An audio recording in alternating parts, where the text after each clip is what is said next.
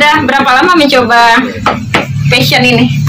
Mungkin dari tahun 2014 sudah, seperti di sekolah dulu SMK dulu sudah pernah melanjutkannya di perguruan tinggi sampai di semester 7 sekarang. Ya, jadi ilmunya nggak cuma sekedar tahu doang nih, dia langsung menuangkan ya dengan praktek gitu loh. Jadi Yusri ini keren banget. Oke, Yusri bisa jelasin nggak apa aja tahapan yang dilakukan dalam proses membatik ini? Iya, ada beberapa tahapan. Yang pertama itu pastinya kita harus menentukan desain terutama ya. Kita bikin desain itu kita sendiri atau kreativitas atau dicetak gitu? Kreativitas ada, cetak juga ada. Nah, kalau dicetak itu namanya batik cap, itu lain lagi.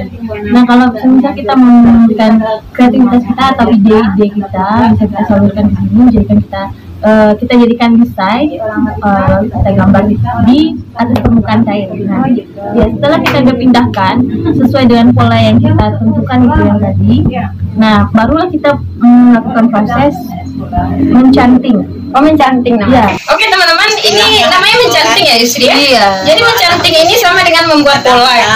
Jadi pola itu kita bentuk sedemikian rupa agar rapi gitu, nggak gemar, nggak belepotan. Jadi untuk membatik itu butuh skill yang sangat-sangat luar biasa ya, rumitnya, sabar gitu ya, dan harus benar-benar teliti, jangan sampai ada kesalahan, karena satu kesalahan saja itu bisa diulang lagi kan ya, fatal.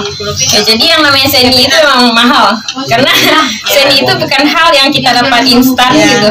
Tapi ini proses kreativitas, inovasi, dan proses ketelitian kita juga diuji melalui ini gitu. Nah, jadi selanjutnya peralatan yang Yusri tahu apa aja kita membatik ini? Mungkin ditunjukin dulu proses cantingannya. Boleh, siap. Nah, boleh. Jadi ya, seperti ini teman-teman semuanya proses dalam membuat batik. kalau di Jawa Kita mulai mencanting. Nah, ini sesuai gambar atau pola atau desain yang kita pindahkan ke kain. Nah, kita lakukan ini namanya menulis di atas kain menggunakan canting. Nah, seperti itu kira-kira. Nah, bisa kita mulai seperti ini. Nah, inilah yang dinamakan mencanting, proses canting menggunakan malam yang udah dicairkan atau dilelehkan oleh panasnya listrik. Nah, seperti itu aja. Harus cepat ya gerakannya. Kalau cepat bisa, Dan harus tembus ya pastinya. pastinya harus tembus. Itu ketenangan juga membuatnya. Kalau membuat batik juga nggak bisa buru-buru untuk mencapai hasil yang maksimal ya teman-teman. Jadi dibutuhkan proses yang luar biasa. Aja ini contoh dari Ya, bentuk proses cantingan ya. Ini belum selesai. Nanti ada lagi tahap pengisian di dalamnya, namanya isi-isi. Untuk mempercantik desain. Oh iya, apa namanya tadi? Desain. Seperti ini kan ya? Desain itu seperti ini nggak? Ah iya, bisa ditunjukin? Desain itu sama dengan mengisi ya? Iya, mengisi bagian dalam gambar. Nah, seperti ini Oke. ada bagian yang titik-titik ini namanya isi desain. Begitu pun juga garis-garis atau tulang daun di dalam ini namanya. Jadi batik yang homemade banget ini. Bisa dibandingkan teman-teman, kalau yang ini kan masih kosong ya, Nah, nanti pada proses setelah proses cantingan kita isi di sini. Gitu. Dan selanjutnya apa aja yang dilakukan setelah itu? Oke, setelah udah selesai proses cantingan ataupun pengisian desainnya, kita bisa lakukan proses pewarnaan. Ya. Oke, jadi bisa teman-teman lihat ini beberapa koleksi dari cantik warna kreatif ya. Dan ini batik-batik koleksinya. Dan ini proses tahapan selanjutnya dinamakan apa tadi? Proses pewarnaan. Oh ya, ini proses pewarnaan. Boleh dicoba. Oh ya kan, coba oke. Agak greget karena butuh Jangan hati-hatian ya.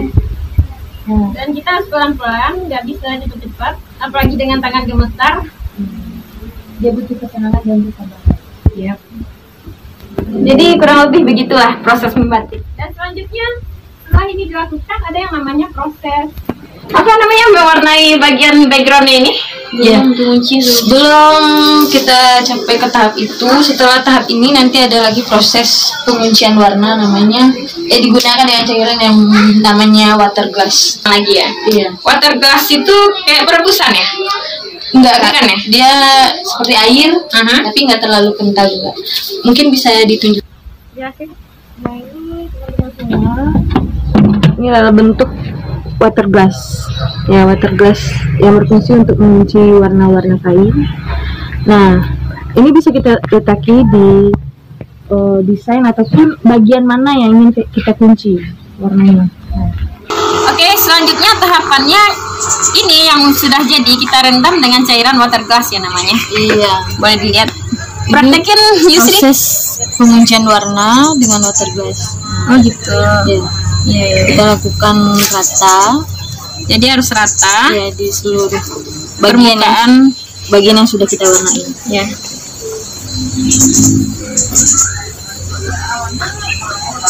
Jadi ini yang membuat warnanya itu awet ya. Ya.